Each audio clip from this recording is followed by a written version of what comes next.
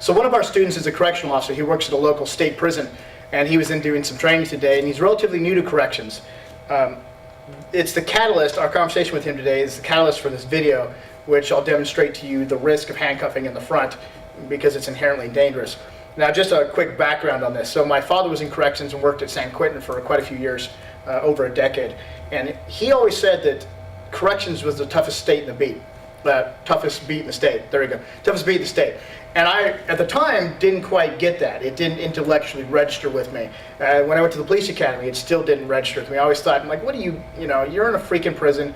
You're in a safe, controlled environment. Officers on the street are constantly barraged by unknowns. Well, that's a pretty amateur way of thinking. And the truth of the matter is that they both have inherent dangers and risks. However, corrections has a very different, real, palpable risk because they're constantly surrounded by people who don't like them. They're constantly surrounded by people who are a potential danger to them.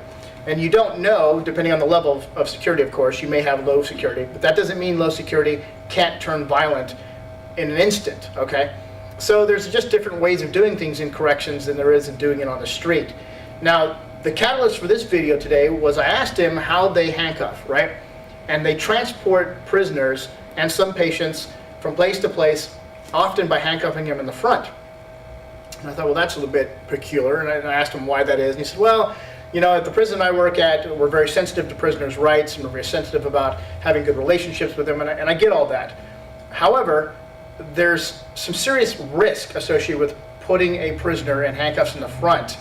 And the only time you do it on the street, for example, is if the person's too big and you can't get their hands in the back because their lats don't permit it, or their biceps in their lats, or they're obese. And so the only real option is to get them into the front and handcuff them. Or maybe if you're fighting with them and you guys are just exhausted, and just out of sheer frustration, you finally get a cuff on, and then you get another cuff on in the front, and then you're going to transition them later as you put them in the patrol car, or when you get them into, you know, booking or something of that nature. But generally speaking, on the street, you never handcuff in the front. You just don't do it. It doesn't matter how nice the person is. It doesn't matter the level of the crime. Most departments' policy is you handcuff in the back.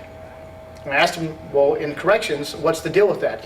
Do you have a choice, or is that part of procedure? Is it SOP? And he said, well, no, it's an officer's choice.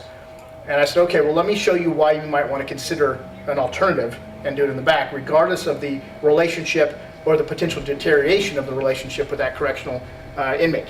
So just putting handcuffs on the front, I'll just do it somewhat loose at this point, and I'm not going to double lock them, I'm just going to put them on. So now bear in mind, you would have double locked these and so forth and so on, and he'd have a pretty good grip, and I think he grabbed like this as they're walking down the corridors. Okay, this is the general thing.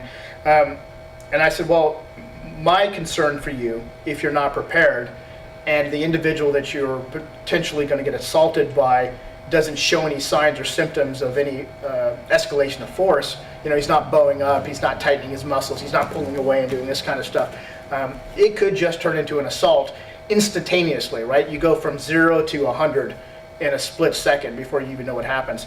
Now from here, I've got options to be able to elbow. I've got options to be able to elbow. I can get into a clinch, and I can start working my clinch. I can use these as a weapon. I can thrust into the throat. It's hard to punch. I'm not going to be doing this kind of thing.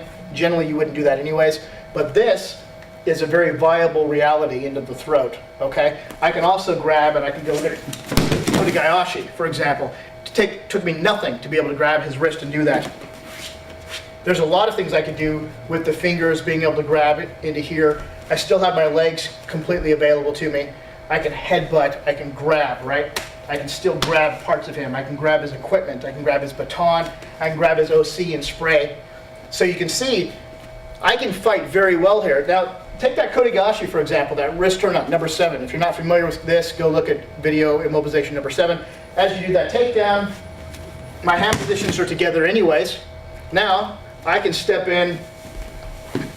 into an arm bar and completely take out that elbow, so he can't even use that arm anymore. I can still do a choke, right? I can use the handcuffs for a choke. Go ahead and lay down. If I'm in the mount, I can use the cuffs against the throat. I can use it to cause pain here. I can cause damage here. I can still hit elbow. So you can see, if you're handcuffing in the front, there's some inherent danger that is not available to you if they're handcuffed from behind. Just something to think about if you do defensive tactics.